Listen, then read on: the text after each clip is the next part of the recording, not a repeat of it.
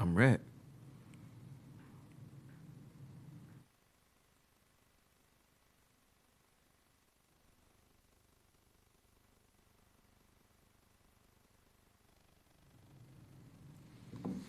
Yo, what up, what up, what up?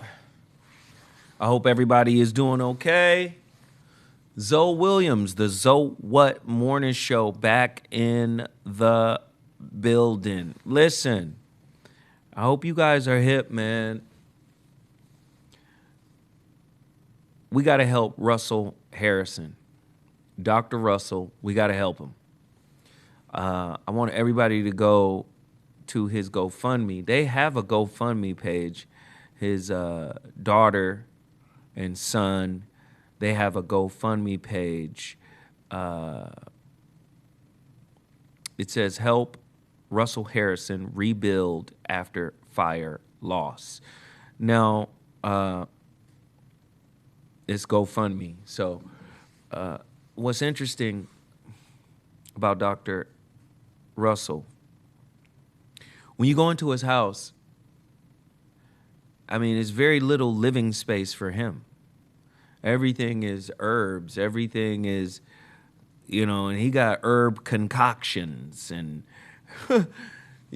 herbs fermenting and sitting over there, steeping and stewing. And it's really an interesting thing to see. And I'm really disappointed because when you go in his house, you recognize that this is a labor of love. This is something he has been working on for years. You can tell, like, it takes time to cultivate everything that he's been putting together. So, yeah, it kind of bothers me because I already know what happens, man. People have this knee-jerk reaction.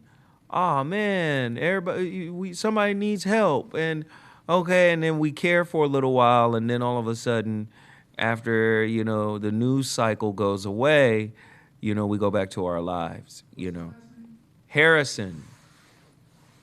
Dr. Russell Harrison. You feel me? So I'm taking the time because we almost out of his he is risen. We got a few bottles left. I'm shipping these packages out tomorrow.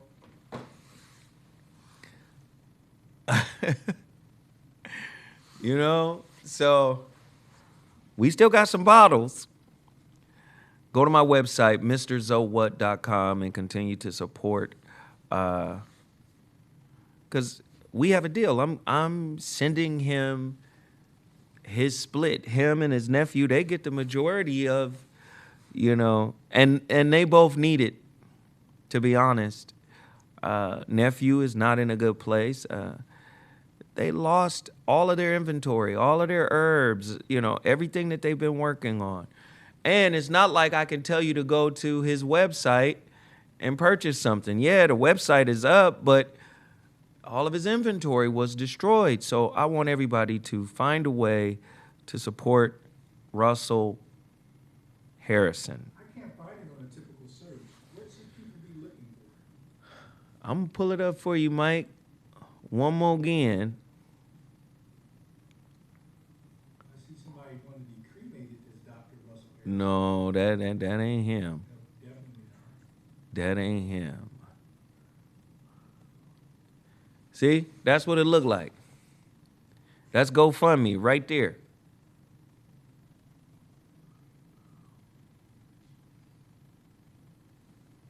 Bada bing. What did you search for? Help Russell Harrison rebuild after fire loss.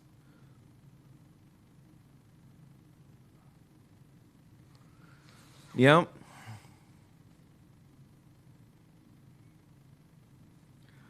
What up, everybody? I need everybody to hit the like button, hit the like button, hit the share button. You already know YouTube is on that BS right now. You got 74,000 subscribers and only 66 people are in here right now. That means people are not getting their notifications. We haven't said one curse word today. Or have we? Come on. We got the right names in the description. Stop playing, YouTube. I know you don't want me to reach everybody that's on here. I know. But we need to. We need to. What up, everybody? Everybody hit that like button. Hit that like button. Hit that like button. Do it. Do it. Do it. Do it. All right. I want to give everybody love, shout outs, and It's helped Russell Harrison get on his feet after the fire. there you go. You found it? I did. All right. If you could just put it on the screen for them at some point. All right. I just started a goal, guys.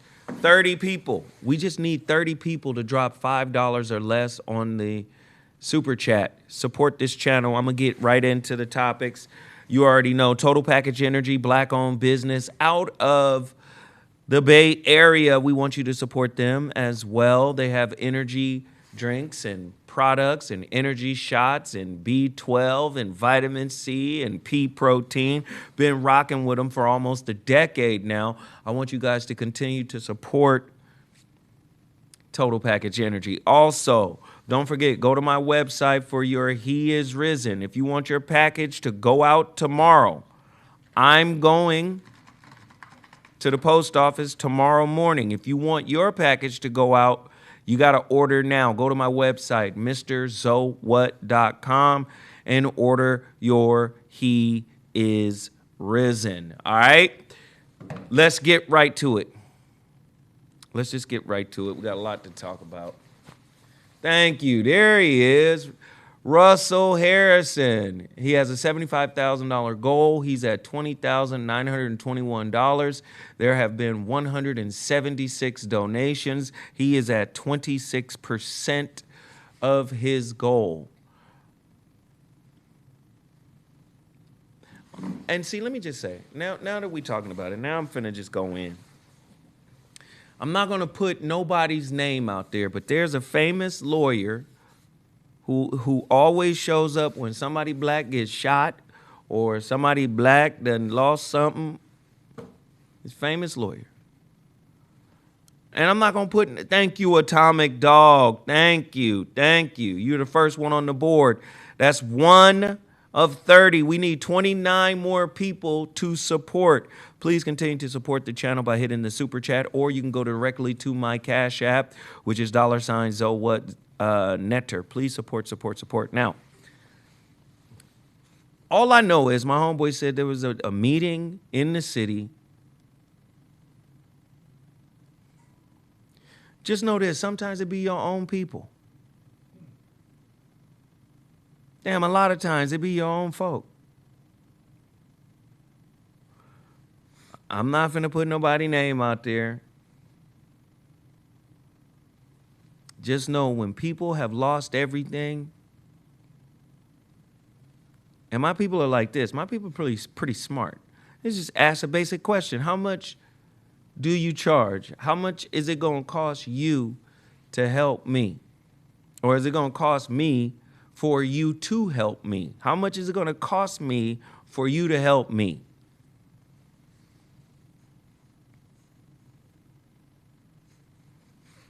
$40.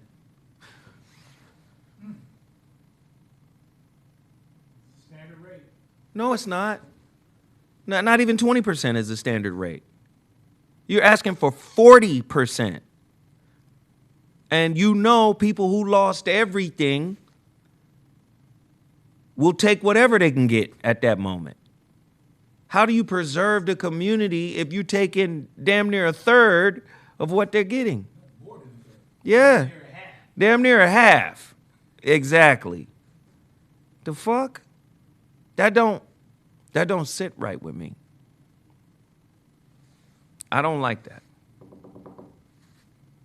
I don't like that.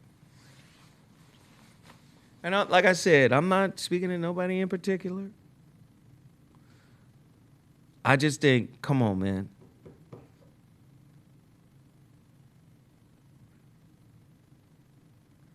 33 and a third is what attorneys normally take. Well, let's ask for 40. From thousands of black families who lost everything.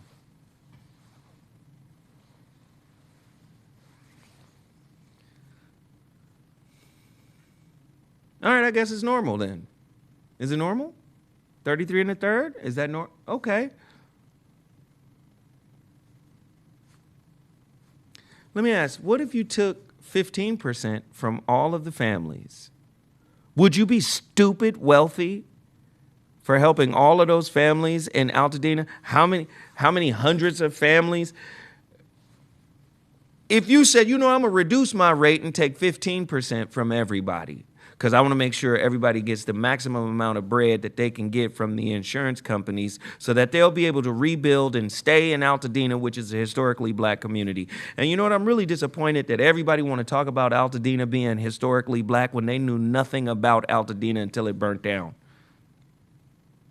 And that goes for my folks in LA too.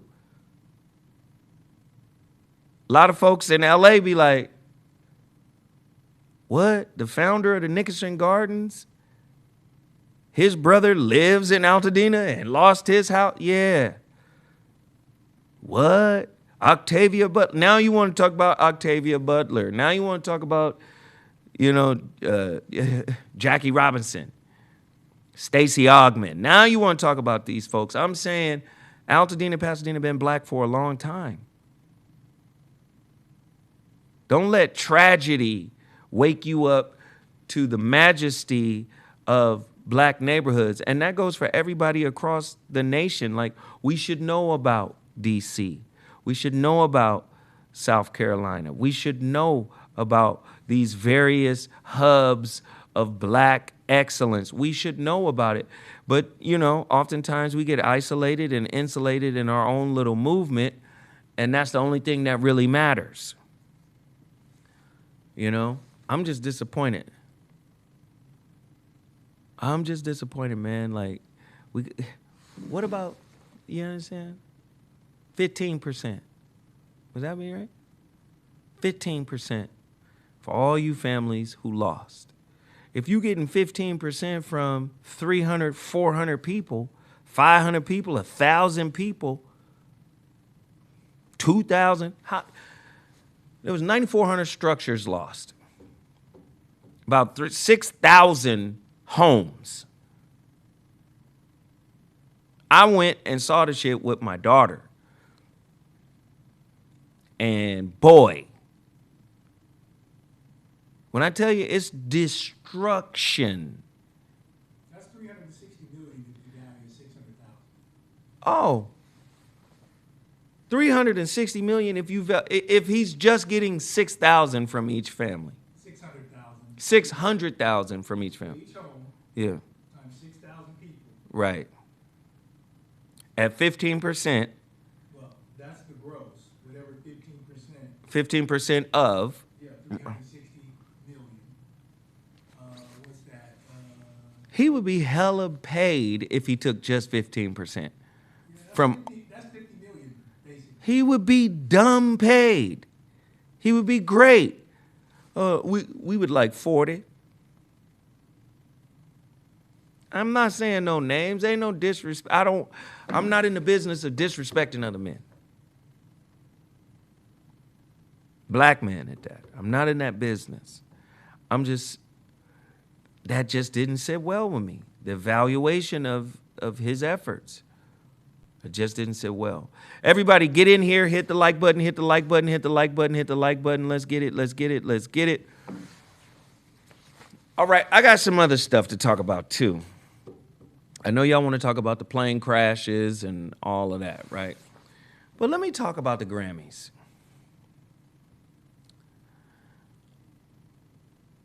I appreciate Kendrick Lamar and Chris Brown and Beyonce and Rhapsody and what's the little pretty chocolate girl with TDE? Doechii, I think her name is. I appreciate the Grammys recognizing black artists. I really do appreciate that. But I had to explain something to my daughter yesterday, and I was just telling her, like, the Grammys have always been weird. I don't want to overuse racist and all of this and all of that. I don't want to do all that. But think of it this way. In 1979, Mike drops Off the Wall. First off, how does Jay-Z and Kanye West have more Grammys than Michael Jackson? Or Prince, for that matter? Do you understand what I'm saying? Like, those guys are standing on the shoulders of giants, but don't even acknowledge the giants' shoulders that they're standing on. When he drops Off the Wall, Mike is in the mindset of, oh, this is album of the year. Why? Because Quincy had been saying the whole time, yo, son, this album saved the music industry. It was a tail end of disco. They didn't know what the fuck they were going to get into next. They had yacht rock that was going on. They didn't know what was really popping. And Mike came in and defined what a pop star is. Defined it. And then it took it to the next level with Thriller in 82. So you have to, thank you, Dev Woos. You guys are in there. That's the second one. We only got an hour to get this done because I'm going to get off the air at 12 on the dot. Thank you, Dev Woos. Thank you. Thank you. Thank you. Please continue to support the channel. We have a goal, a super chat goal. We asked 30 people. It's 167 people in here right now. If 28 of those people just gave $5 to the super chat, we would hit our goal. Please support, support, support. Do it now, do it now, do it now. But to go back, like I was saying, Mike saved the industry, right? Mike redefined the industry. No way Jay-Z should have more Grammys than Mike. I think Mike got like 13. You know, and the majority of those came from the Thriller album. And like Chris Brown last night, who won his second Grammy in like 13 years, because there's this persistent narrative that he's a horrible person. I don't know anything about Chris Brown. I don't know about his movements. I know my daughter is a head over heels fan of the guy. I'm not too comfortable about that, but it is what it is. But there's this consistent narrative that he's a horrible dude, and they kind of keep him on the outskirts of the industry. They'll invite him to things and then disinvite him. Like, I think he was supposed to do a tribute to Michael Jackson for the American Music Awards a couple of years ago. He was, you know, performing and getting ready to do this tribute where he had what's the record? Mama say, mama sa, mama kusa. Mama say, mama sa. Want to be starting something, right? He had the whole, you know, performance going in on that. Then they say, no, you can't do it. So they've been, you know, dangling him. And then at the same time, he has consistently put out great records. Every time he put out a record, you know, women love his stuff. He sold out Brazil. He sold out South Africa. So it's kind of, you understand? So last night he wins Best R&B Album. And I was telling my daughter that's reminiscent of Michael Jackson winning in 79. It's not under the same circumstances, but it seems like, oh, we can give you the Best R&B Album. We're not going to nominate you for Record of the Year. We're not going to because, you know, with the Grammys, there are bigger Grammys than, not all Grammys are equal is what I'm saying.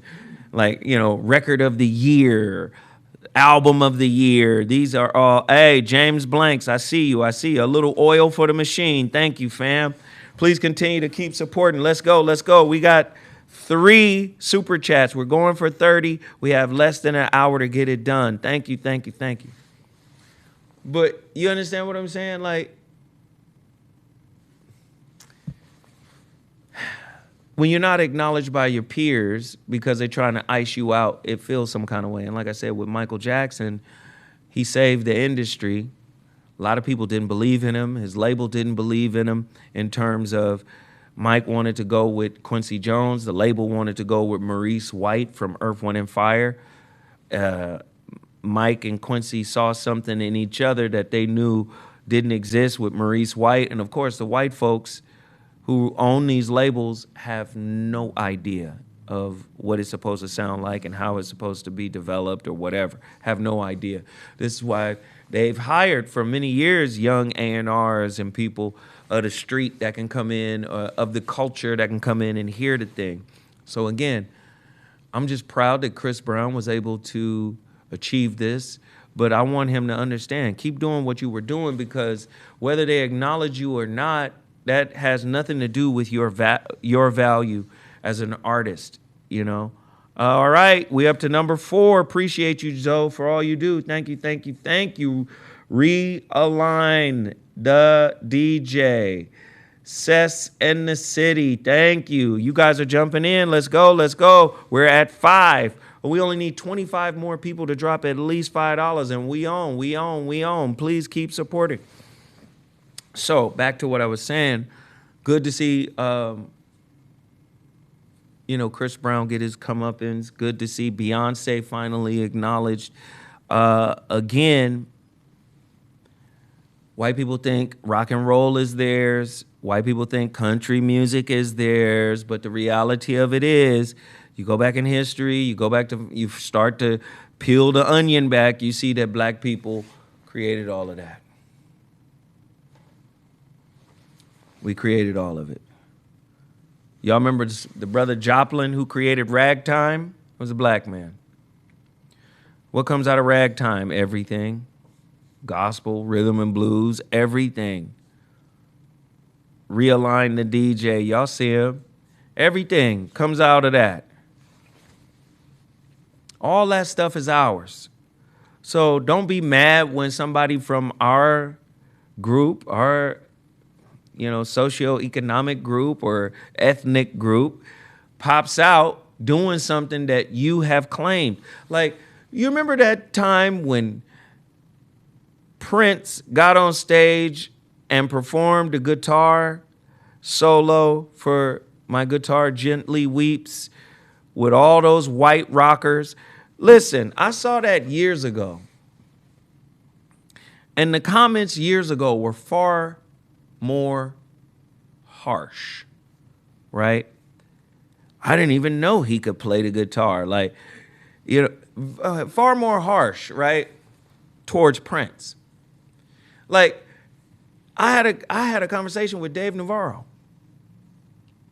What he from? Y'all remember Dave Navarro? He from some rock group. I said, Dave, where do you place Prince as the greatest guitar, in the greatest guitar argument? Dave Navarro was like, I don't place him anywhere. I just see him as a musician. Rock and Roll Hall of Fame. He gets up there. One of the reasons he got up there to crush these motherfuckers. Come on, Gemini. That was his not like us moment. One of the reasons he did that is because Rolling Stones the year before put out the top 100 guitars and didn't include him at all. Cool guy P, what up? Come on, Chris from Philly. Where's Chili? You under dig? Thank you, bro. Didn't acknowledge him at all. We had 6. We only need 24 more people to jump in here. Didn't acknowledge Prince at all. So the next time they had that little event, Prince is like, I'll do it. I'll show up. But he showed up with an agenda to let them know. And then everybody was starstruck, awestruck, the whole 9 yards when he starts to do his guitar solo. They were even complaining about the guitar solo. One guy had a guitar solo in the middle, and he was like, I'm not giving up my guitar solo for Prince. I'm not going to do that. Okay, cool. Prince was like, you can have the middle solo. Just don't worry about it. I'll come in at the end. They want to play around, right? Because they didn't respect the genius of us. Man, a lot of times, everything they're doing is a derivative from something we created. And then they try to protect it and gatekeep it like it's theirs. Country music is not yours. Rock and roll is not yours. Man, put on Van Halen, Hot for Teacher. I'm not saying literally, that ain't nothing but a rhythm and blues riff. Like an old rhythm and blues, like that's what it is. That's blues.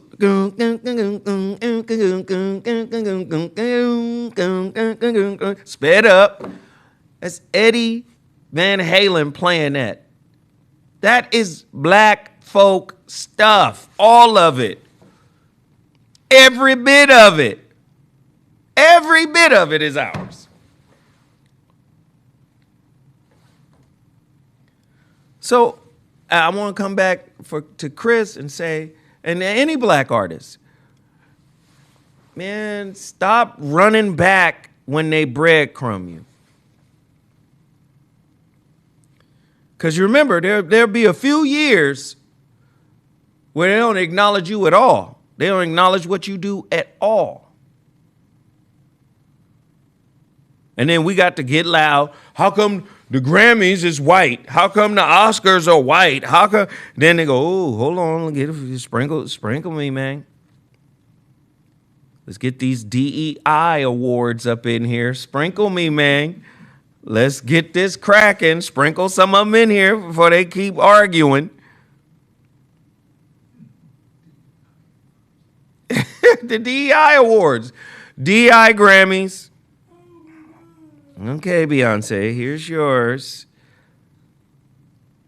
Nah, but Beyonce earned that Grammy. Listen, I used to get a vote for the Grammys as a senior VP, Black Music A&R at Madonna's label, Maverick Records. I used to get a vote. It's just a little, and here's the thing. Even when you're uber talented, you're just outnumbered in the executive ranks. The people that actually are voting, it's a numbers game. It ain't a whole crap ton of black people in there to go off the wall for show. You understand what I'm saying? And then I got to acknowledge Kendrick. Let's just go right to it. Nominated for 5, walked away with 5. Seymour, what up? Thank you, Seymour 3000. Hey, we moving. That is 7 so far. 7 out of 30. We need 23 more people to get in here and support. So, and here's the cool part. GNX is up for nominations in 26. So the album, Kendrick's album, TV Off, Squabble Up, Gloria, Reincarnated, all these, that's up for Grammy nominations for next year. He destroyed the year with one song. Destroyed the year of 2024. I mean, first off, you win a Grammy on a diss record. That's pretty damn impressive. Are we arguing that this is the greatest diss record of all time? Can we argue that this is better than Hit 'Em Up? Better than Ether? Better than No Vaseline? Can we argue? We know that the argument is subjective. We know that people are regional in the way that they think. I think the takeover. Like, listen, when you got to nitpick, you got to pull straws and pull hairs to figure out what makes a diss record better than another one. you already lost. Let me tell you why. This right here took the world by storm, blew everybody away, and that's the end of it. When you take Jay-Z, The Takeover, and Ether, and you got to say, well, my production was better. Mine is a better record. Knock it off. You already lost if you got to make that argument to put your record over the top. When Ether came out, it bowled everybody over. You too. And that's just the end of it. You got to make like an asterisk by it. Well, my beat was better. And the song structure, you want to Quincy Jones us. It's the melody, man. Listen to the melody. Stop. Ether came out. Fuck Jay-Z. You? You, nigga, not you. You been on my dick, nigga. You love my... That was it. We all knew. Okay, they done woke this little nigga up. They done woke up Nas. If you got to come back and be like, yeah, but, sonically, No, not sonically. It's over. You got beat up on that record. That's the end of it. But it's not like us. Jay didn't win that battle. Not at all. Not at all. Honestly, folks don't like Drake. I mean, a lot of folks that helped the record. You think something helped the record? I've never seen the whole audience of the Grammys. I've been to the Grammys. I've never seen the audience just sing it. Sing whatever record. Usually motherfuckers is... That motherfucker came on, they said A minor. They know what it is. They know there's a lawsuit out there. There's something about transcendence. Do you feel me? There's something about transcendence, man.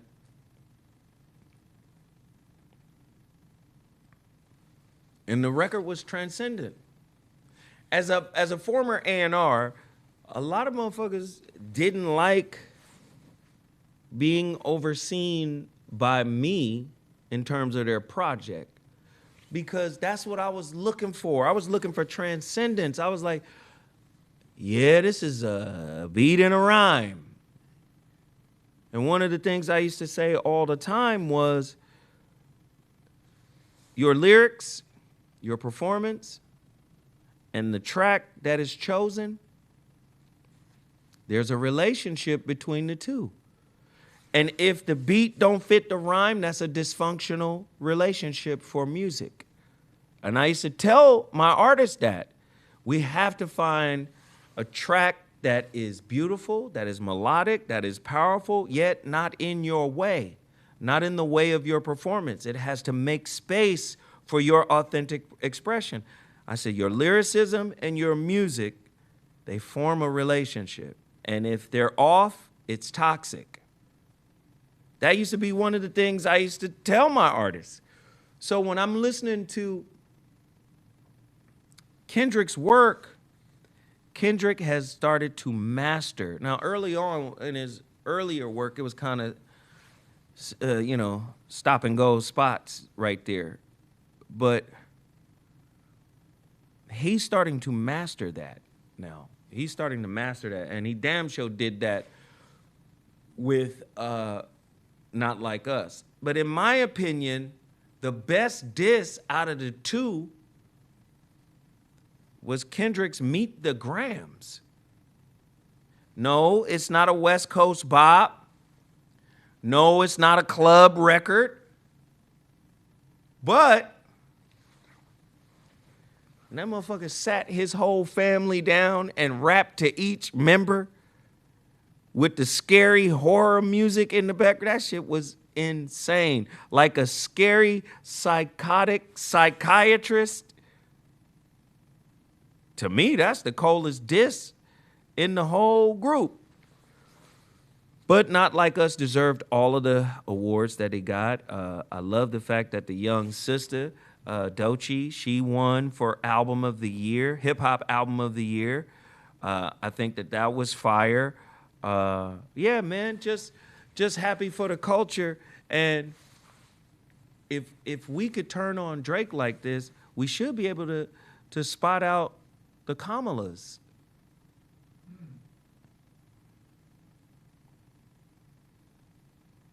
I mean, Drake is being reviled right now musically for being somewhat of a culture vulture, somewhat somebody who appropriates black culture. But why can't you see the same in maybe that's another discussion. I'm sorry. Maybe I shouldn't go that far, right? Should I go that far? But isn't it the same? You come over here, you usurp the vibe, the essence. So the system doesn't want to put in power, right, the people who actually create the movement of everything. Whatever cool is, whatever fly is, whatever dope is, whatever rhythm is, whatever vibing is, whatever is. It's us behind it some kind of way, right? Somebody hit me the other day and was like, man, Will Smith was on Big Boy talking about Ken Sukuroi. I was like, yeah, I put it in a book 15 years ago. The book came out 10 years ago, 2015. Right? So the book been out for 10 years. The relationship dismounted. I had to stick to landing. I don't know what you want me to do. What we have to get back to as a community is unity and originality. That's the same thing that works in intimate relationships. We're togetherness, yet separateness. I'm still me. I was me before I got here, and I'm going to be me if I happen to have to leave here. It's closeness and separateness, right? But we live in a society today that's about mimicking, that's about usurpation. So a Drake could come here, kick it with folk, break bread with folk, and because he breaking bread with folk, he got a VIP pass to the damn barbecue. And now he's a part of the culture. Well, we take from each other, but we still don't uplift each other after we take. Isn't it ironic? In 2019, I dropped a book called A Holographic Relationship, and in 2020, Will's wife, Jada, and I don't know them personally, was in an entanglement, and that's a chapter in the 2019 book. Relationship entanglement. Nobody was talking about this shit before I started talking about it. I said, oh, wow, quantum mechanics and intimate relationships, there's a synergy there, right? Quantum entanglement. Two particles entangled, regardless of the distance that separates them. If you change one, the other one will change instantaneously, breaking the speed of light, which is supposed to be the universal speed limit. So this is moving at the speed of consciousness, which is faster than the speed of light. I said, hey, that's connections we have. Have you ever thought about somebody and went to grab the phone to call them and they were already on the other line? When you started dialing, hey, whoa, I was just thinking about you. I was about to call you. That's quantum entanglement. I wrote the book in 17. It comes out in 19. Remember what I told y'all? A lot of people be listening to smaller people who have the information, right? Have some unique take on the information. And because they have a bigger platform, I gave you guys the examples of the comedians. I had comedians tell me this. The smaller comedian is somewhere working on his craft. The bigger comedian's writers will go in there listening. Oh, that's funny. Ah, shit, that's funny. Because guess what? The rule is whoever gets the joke to TV first owns it. So now the big guys, to stay relevant, are biting the young guys and recontextualizing their work, taking it back to the bigger name. So oftentimes, that's why I say we are a culture of quote hunters. We want to quote somebody that did the work to arrive at an original idea, as opposed to cultivating an original idea for ourselves.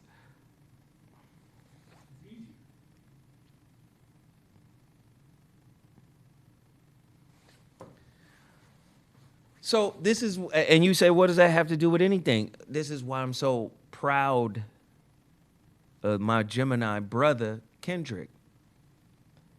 Because everybody putting a meme together when they showing Lauryn Hill holding a bunch of Grammys, like he was holding a bunch of Grammys last night. And she's another Gemini. It's cool. I love it. I love it. But the reason why I'm tying all this together is because I feel like there's a shift in the universe that's pushing for meaning. Superficiality and cosplaying. You finna cosplay a gangster from Canada. You finna cosplay, man.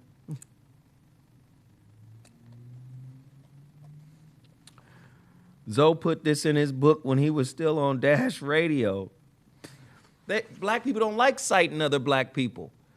It's too much like respect.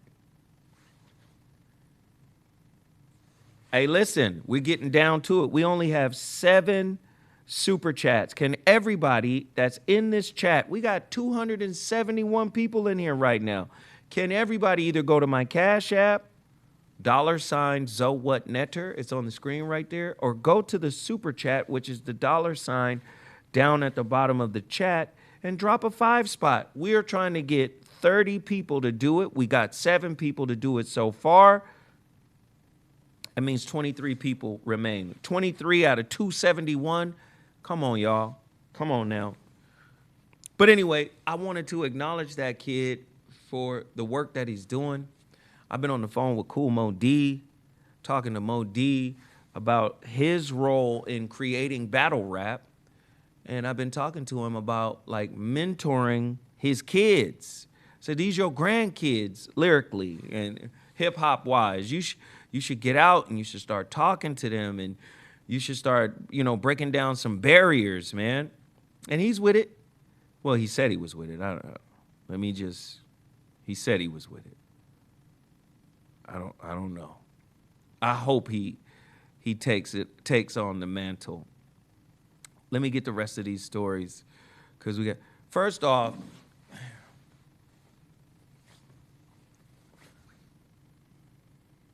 who were the 2 ladies that was interviewing Babyface? They interviewing Babyface. Babyface getting ready to talk. They're already looking past Babyface to some random goofy white lady who's hot right now. And it doesn't matter if she's white or black. She's hot right now. But even if she would never be as big as Babyface. The legacy Babyface got, they was like, talking through him, even though they're interviewing him in the moment, talking through him, trying to get this lady's attention. And Babyface said, go do that. You trying to talk? Oh, go do that. Go do that is what he told her. Disrespectful asses. You shouldn't even be there if you don't know who the artists are. If you so damn young, you disconnected from giants. Babyface is a giant. Work with Mike, work with Prince, work with so many different people. Like, come on, man, like, stop. If you don't know who people are, or you're trying to value people based on your taste bud, get your goofy ass out of here. That is the one and only Babyface. Like, why you went to AP, the Associated Press? You should be fired. That's a damn legend. He's in the middle of talking to the lady in the white dress. Oh, you trying to talk to them? Yeah. Oh, go do that. Too much. You got to put respect where it's due. This shit is goofy. The internet has made all of us suffer from ADHD. Hey, Larry Wheeler, thank you, bro. We got 8 out of 30. Let's go.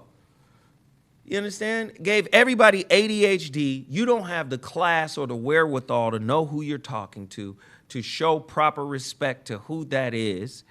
Let him have his moment. on the red carpet, which is your job, by the way, and then move on to the next artist. Oh, but there's a chance that I might miss this artist. And catch him on the rebound. Catch him at one of the parties you're going to be at. You're going to be red carpeting the parties too, you know.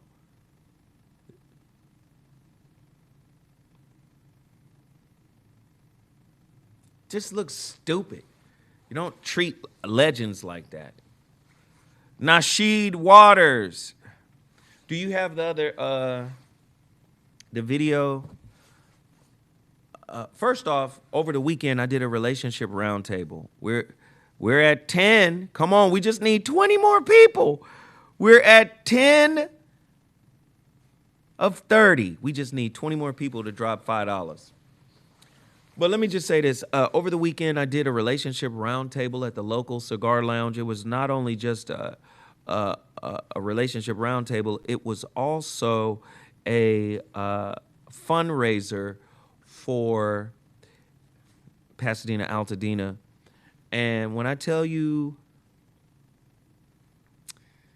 the cigar community, they showed up. I mean, skin care, face wash, sanitary napkins. I didn't want to say it.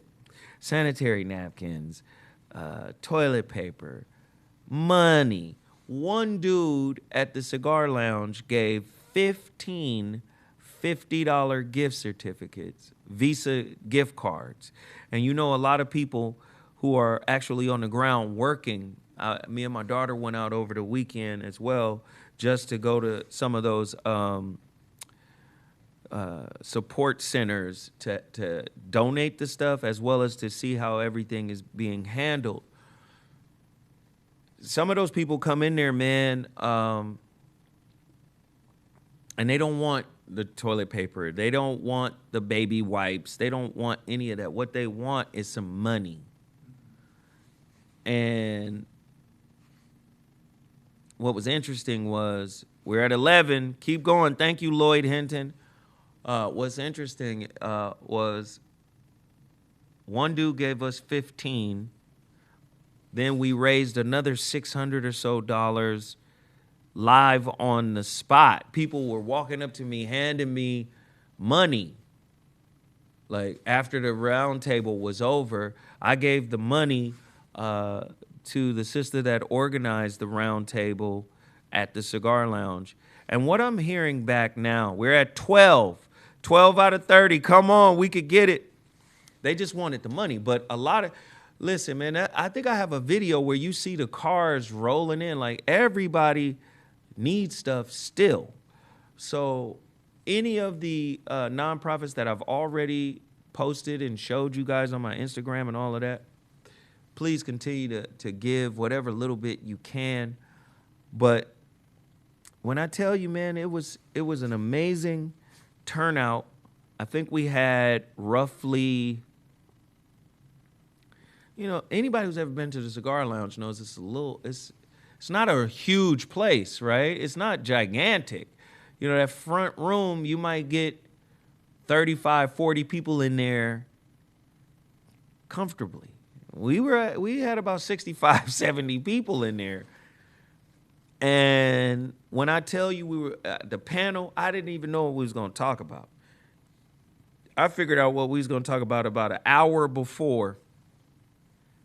And when I tell you it was that, what I'm hearing back is this was the most oh, wow. TH. Thank you. Oh, we had 13 of 30. Come on, we looking like Kobe numbers.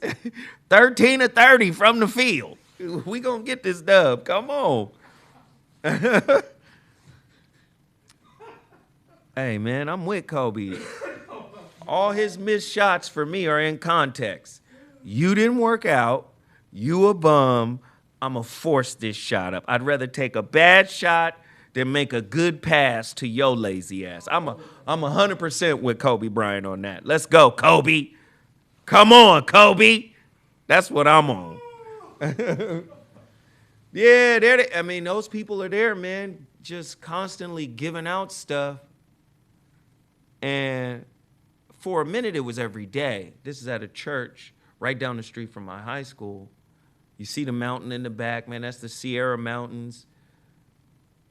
And people are just pulling in. They got food trucks out aligning the street. Ridiculous. Come on, y'all in here now. Khalid Bey, what up? 15 of 30. Uh-oh, that's Kobe on the night he went for 81. Come on, Kobe. Yeah, we just got a few minutes left. Please continue to support. But I just wanted to share with you guys what we were able to do. And I think we have another clip. Can we play a little of the clip? If we can get, let me just say this, if we can get to our goal here, I promise you, you're going to enjoy this clip. Can everybody support the show? I'm going to play this clip.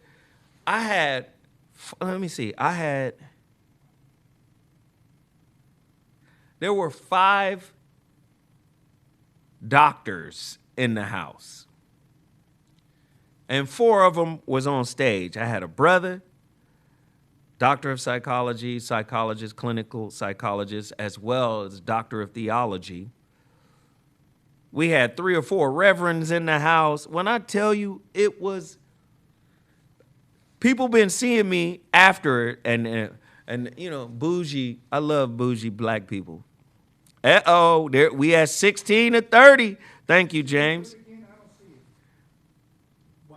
It's a video of the sister, she's talking. You'll see a sister talking? I only see 2 videos. Then it's the other one. Yeah, but it's not. You sure? It's like 40 minutes long? Was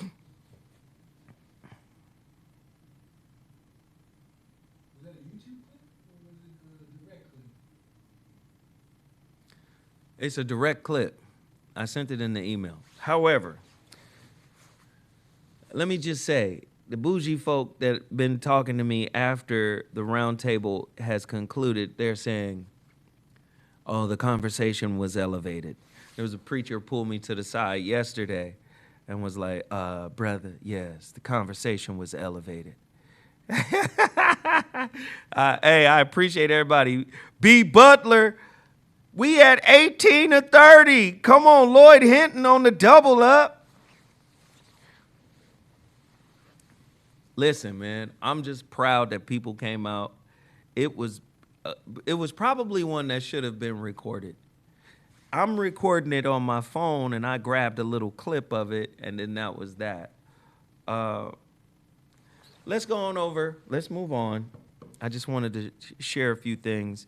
There's a couple of things that still needs to be spoken of. People are talking about those flights, plane crash in D.C., Maryland, D.C., Maryland.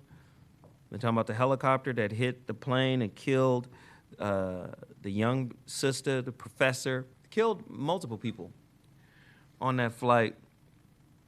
And a lot of people are talking about what Trump's response was, inferring DEI and listen, man.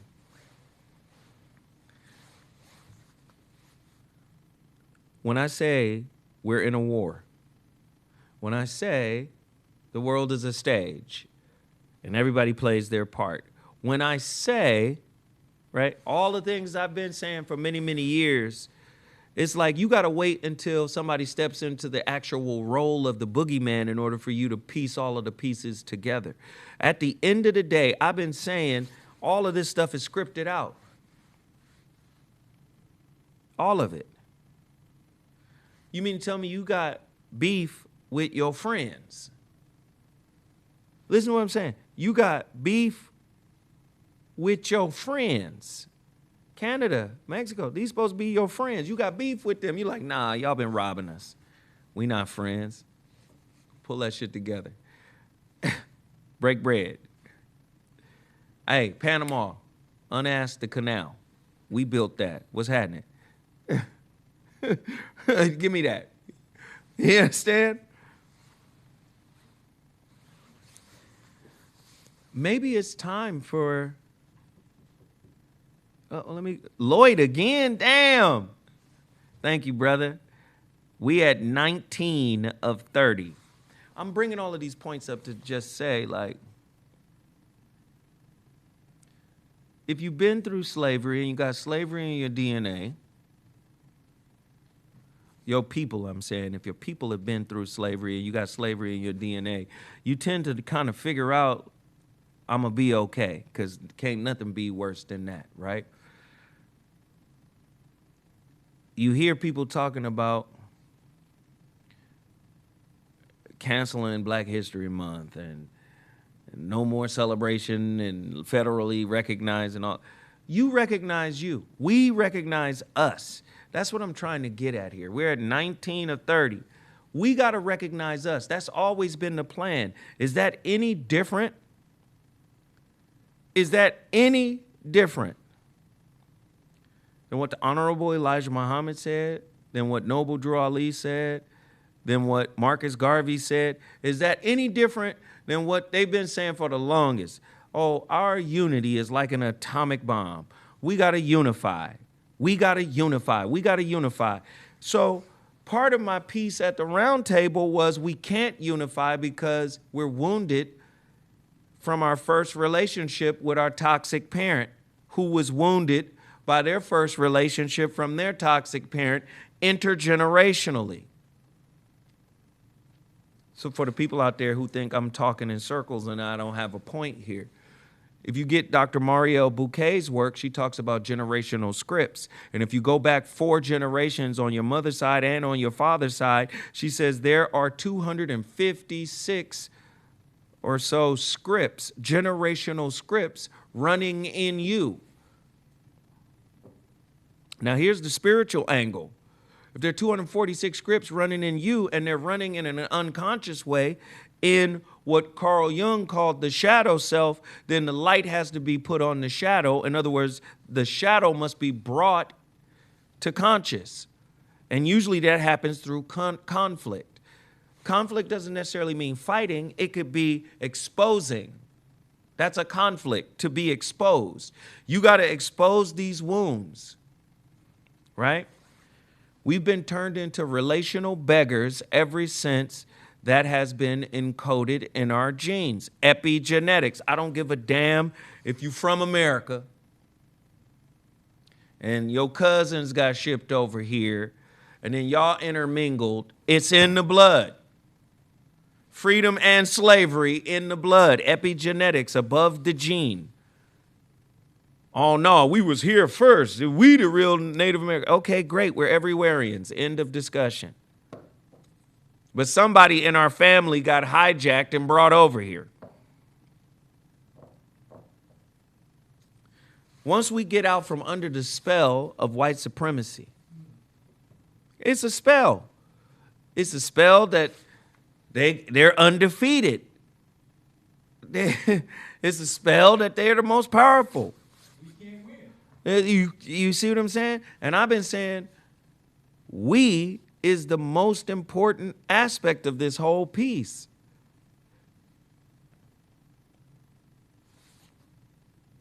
Some of this sounds like stories to incite anger in black folks. Could be.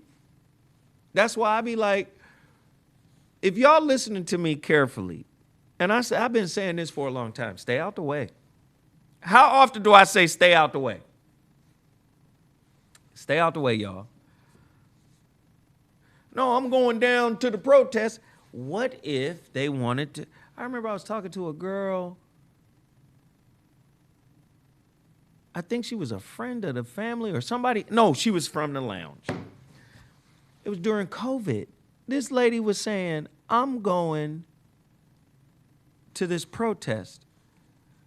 And I'm standing there lighting my cigar. She with her dude.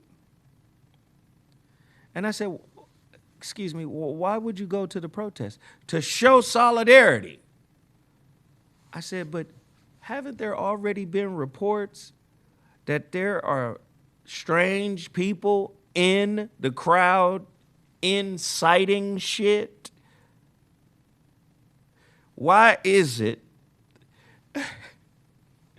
when I ain't never seen no damn riot in Beverly Hills. The riot broke out by Maverick Records, where I used to work on, what was that, Fairfax and Beverly. That's across the street from the CBS studios. You ain't never seen no damn riot over there. There was a riot over there. I'm going to go and show my solidarity.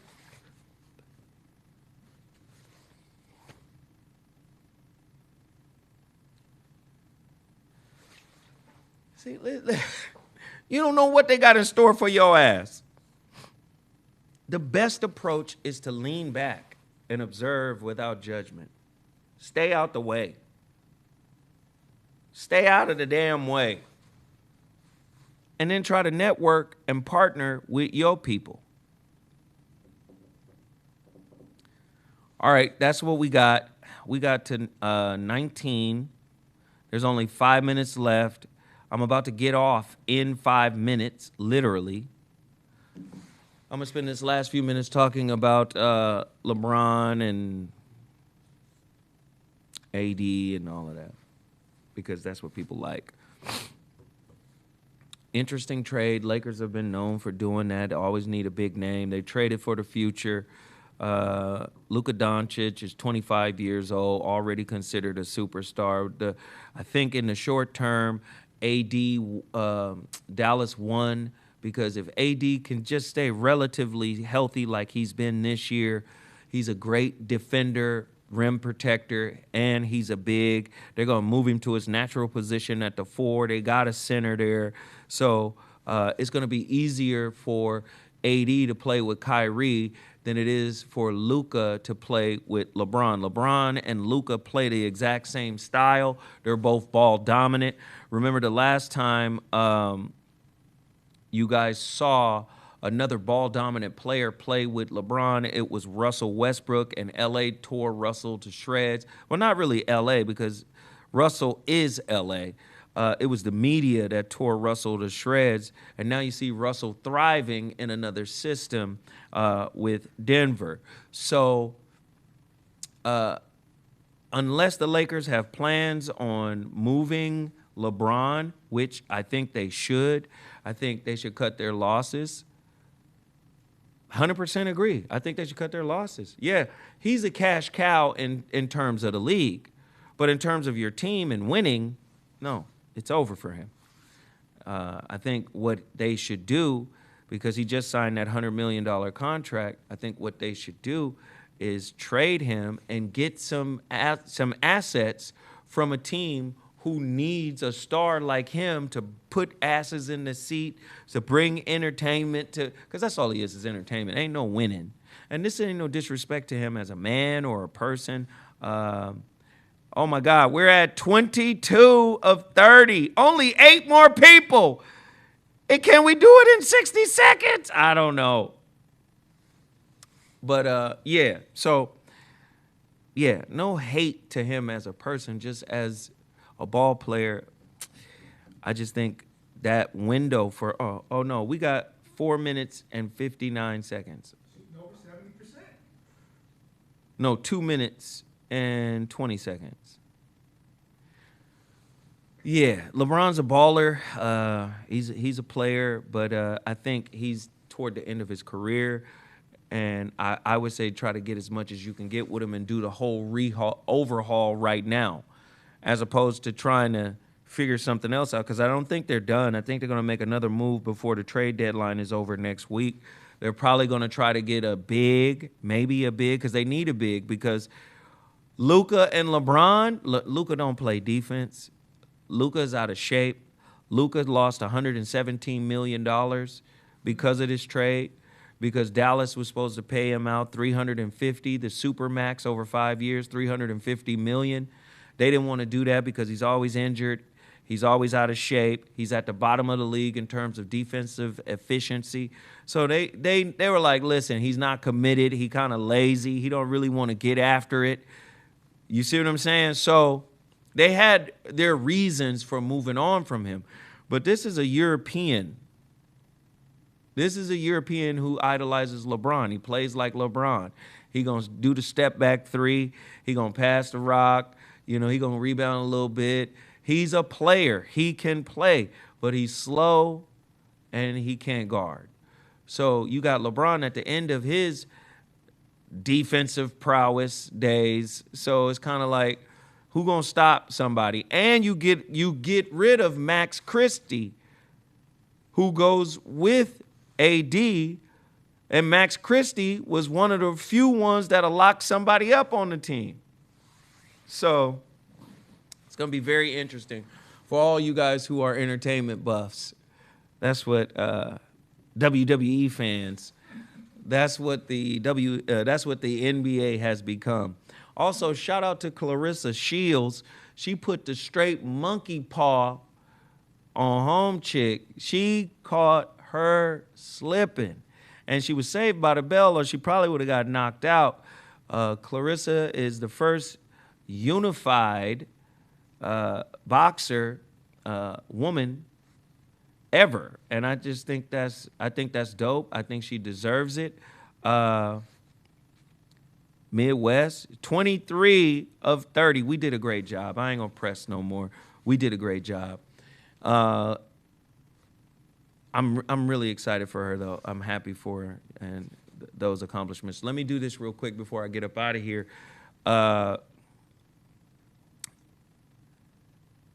Tonight, ZoWhat morning show. Not the ZoWhat morning show. Tonight, KBLA Talk 1580. Listen, if you're in the LA area, people been hitting me up. Zo, I seen your billboard on La Cienega. I seen your billboard on Slauson. I seen your billboard on Crenshaw. Zo, your billboard is all over the city. Hey, man, I didn't do it. That's Tavis Smiley, and it's like 5 other people on that billboard with me. Hey, but I'm happy about it. You know, I'm excited about it. Apparently, the numbers is going crazy. You know, Voice of Reason on KBLA Talk 1580. The podcast is blowing up. Again, the numbers is crazy. Y'all want to hear the numbers?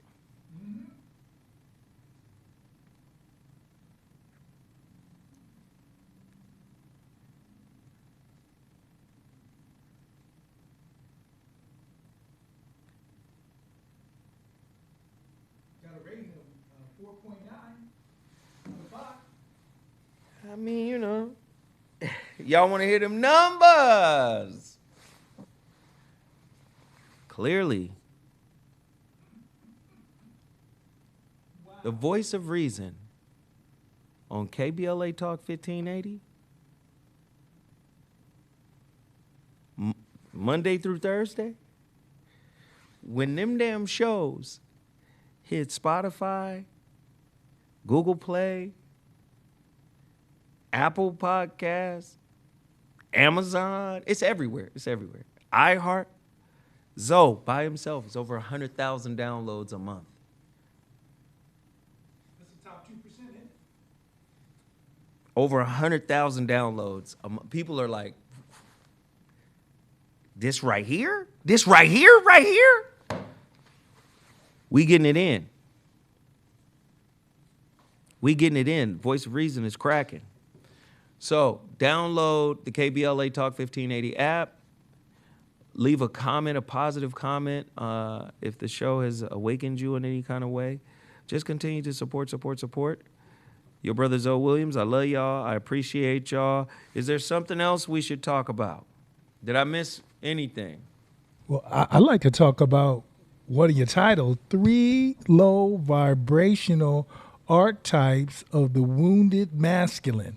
The pimp, the simp, and the trick. I mean, that didn't even title, come up with that. That title right there. My niece in the chat room came up with that. Oh, I don't know It was nothing about crazy. it, but that right there influences people to want to listen. Man, it was crazy, man. You should have heard the one book that gave birth to that one. She came up with that one too. The Maiden the siren, and the madam. That's the 3 female archetypes. The same person came up with that. Came up with that too, man. We in here acting a fool on the Voice of Reason. The Voice of Reason is a complete fool. But it's all good. Listen, man, I love y'all. I appreciate y'all. Again, if you want your He Is Risen to go out tomorrow with those packages, you got to go to my website, MrZoWhat.com. MrZoWhat.com. Mr. ZoWhat. I see 2 orders just came in. I'm going to have to process those as well. If you want yours to go out, just let me know, man, and I'll ship it out tomorrow. Man, my cousin just sent me a picture of my 2 uncles. My mother's brother and my cousin's dad. Charlie! What up, Charlie? Yes, sir. Hey, and for all those who want to know, we still looking for my oldest brother. His name is Conyers Anthony Williams. He is still at large. Nobody has seen him since the fire. He is homeless.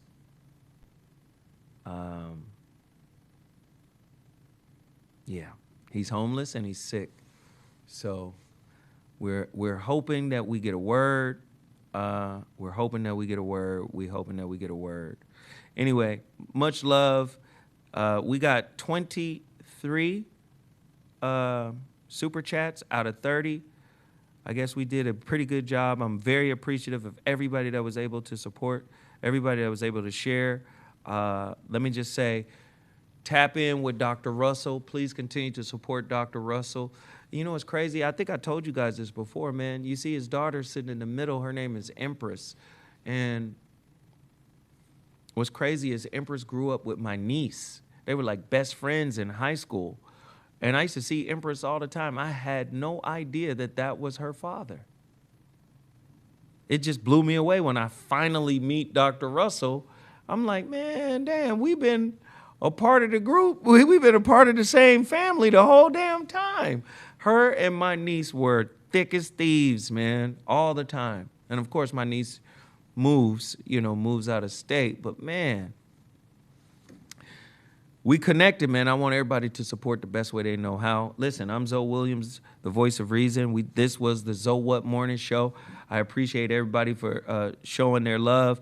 Can you please hit my Cash App with anything you got? $ ZoWhat Netter. I'll see y'all tonight. We got another fire topic lined up for KBLA. I'll get at you then. Deuces.